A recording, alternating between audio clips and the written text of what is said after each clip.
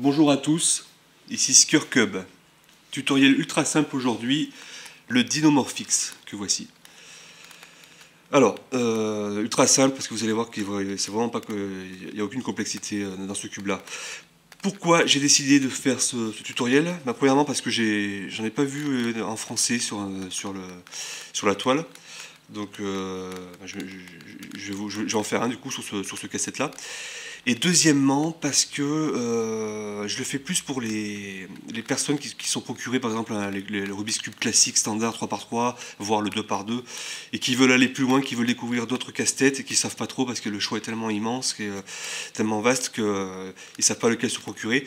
Pour commencer, c'est un très très bon cube, qui est vraiment pas un très très bon casse-tête, qui est pas simple, mais qui est pas compliqué, pardon, mais qui peut vous donner le goût à découvrir d'autres casse-têtes un peu plus complexes par la suite.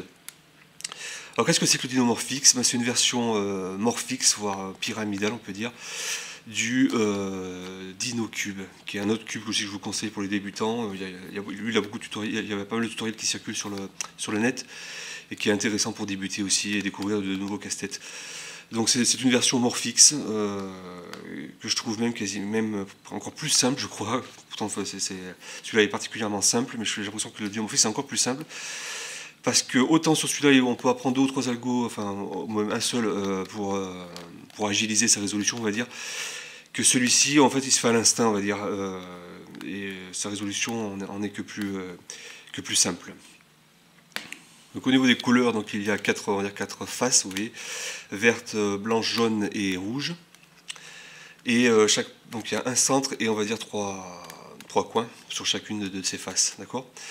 Au niveau des rotations, vous voyez qu'on peut faire tourner comme ceci, indépendamment de chaque face. Et également, il y a cette rotation qui permet de faire tourner trois coins de couleurs différentes, vous voyez, comme ceci, d'accord.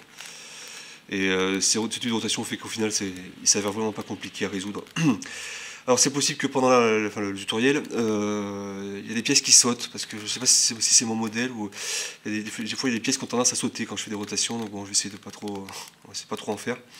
Donc pour mélanger, on part comme ceci par exemple, voilà, on peut tourner comme cela ici, enfin, on peut tourner au niveau des coins, vous voyez, et après au niveau des faces pour mélanger les couleurs, etc.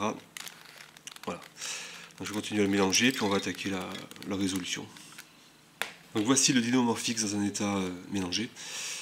Alors comment va-t-on procéder donc pour le résoudre? On va se focaliser sur une face, n'importe laquelle. On va dire blanc, là je vois qu'en plus il y en a un qui est déjà en place, là, un coin. Donc blanc, en fait on va essayer de rapprocher, donc de composer la face blanche, c'est-à-dire de rapprocher les coins autour du centre blanc. Donc vous voyez, en faisant des rotations de ce type là, on ramène ici un coin blanc qu'on peut ensuite, via les rotations de type coin, enfin autour des coins, déposer ici, vous voyez. Donc de ce fait, c'est relativement simple de faire une face. Voilà, là, je monte le blanc ici, je le ramène là, et je compose ma face blanche.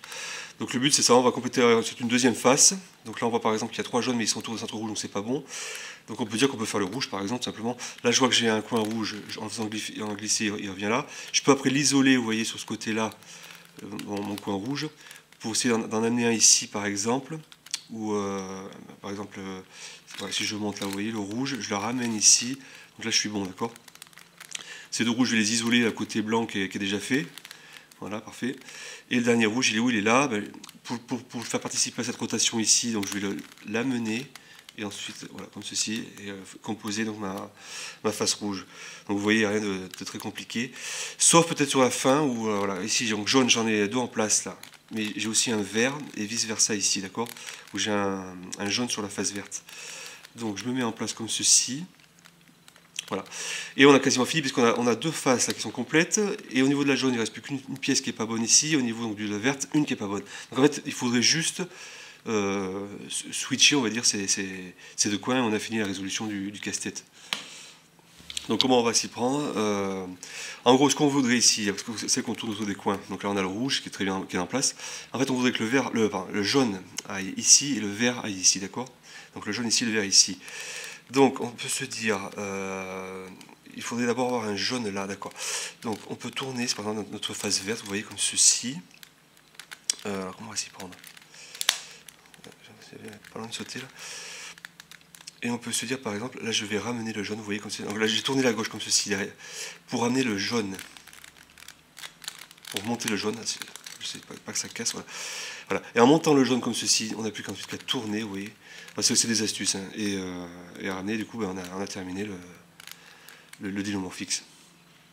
Voilà, donc je ne vais pas détailler plus de cas parce que je laisserai à chacun le soin de découvrir un peu chaque situation. Enfin, même si c'est grosso modo, ce sera des situations assez similaires à celles que je vous ai montrées. Mais c'était pour vous montrer surtout que c'est pas un cube vraiment compliqué, même si en apparence pour les novices il peut paraître pas évident du tout. Mais non, n'hésitez pas à foncer sur ce genre de casse-tête qui sont vraiment intéressants et pas trop prise de tête au final. Il y a un petit peu des fois de jugeote, on va dire, sur la fin pour placer correctement là, les trois. On a vu 3 derniers coins là. Mais voilà, c'est plus un exemple de résolution qu'un tutoriel en soi. Parce que de toute façon, il n'y a pas vraiment lieu de définir un tutoriel pour ce genre de casse-tête.